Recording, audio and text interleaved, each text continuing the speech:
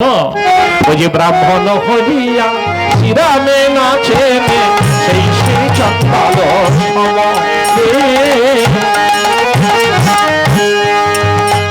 আহা ব্রাহ্মণ হইয়া শ্রীরামে নাচেন সেই সে চন্দাল সম আবার যাহার অন্তরে আছে রাম প্রেম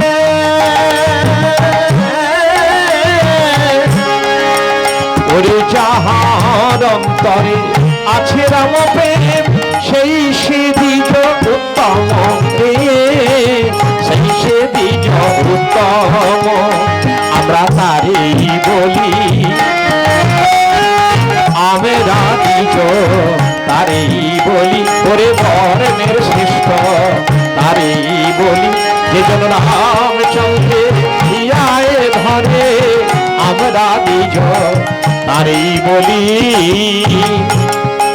শোনো শোনো গুহক, কোনো চিন্তা করো না, আর কিছুক্ষণ পরেই আমার প্রভু রামচন্দ্রের দর্শন পেয়ে যাবে। ওই ওই ওই রথ দেখা যাচ্ছে এলো বলে আমি এই সংবাদটা দেব সেই ভরত রাজা ভরতকে, কারণ তারা এখন হয়তো অনেক চিন্তায় রয়েছে, তাই তুমি এখানে অপেক্ষা করো, এখনই এসে পড়লো বলে সেই কথা শুনল গুহক। আর এদিকে গুহকের কাছ থেকে বিদায় নিয়ে চলে গেল হনুমান পবন বেগে পবন নন্দন সেই ভরতকে সংবাদ দেওয়ার জন্য। আর এদিকে গুহক, দেখুন চন্ডাল কুলে তাদের জন্ম, কিন্তু সংস্কার অতি উন্নত উন্নত সংস্কার। ভগবানের জন্য যে কিছু দিতে হয়, ভগবানের সেবায় যে কিছু দিতে হয়, তবে তার মানব জন্ম সার্থক, এটা তারা বুঝেছিল। তারা সমাজের অসভ্য মানুষের সঙ্গে না মিশে তারা যে একঘর হয়েছিল, সেটাই তাদের চরম প্রাপ্তি ছিল। ভগবানের আশীর্বাদ তারা পেয়ে গেছিল। তারা দুধ ফোটা চোখের জল ফেলে বলেছিল যে ভগবান আমাদের এমন নিচুকুলে জন্ম দিয়েছো, আমরা সমাজে মিশতে পারছি না। তাই তাদের এমন কৃপা করেছিল, তাদের মধ্যে সংস্কারগুলি দিয়েছিল যে প্রভু আসলে কিছু তাকে প্রীতির বস্তু নিবেদন করতে হয়।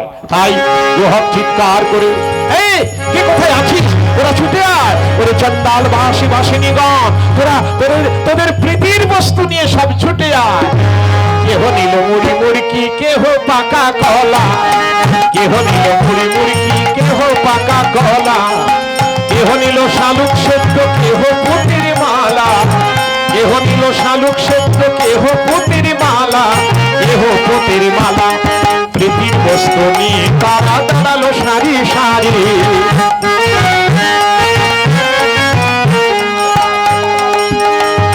প্রীতির বস্তু নিয়ে তারা দাঁড়ালো সারি সারি।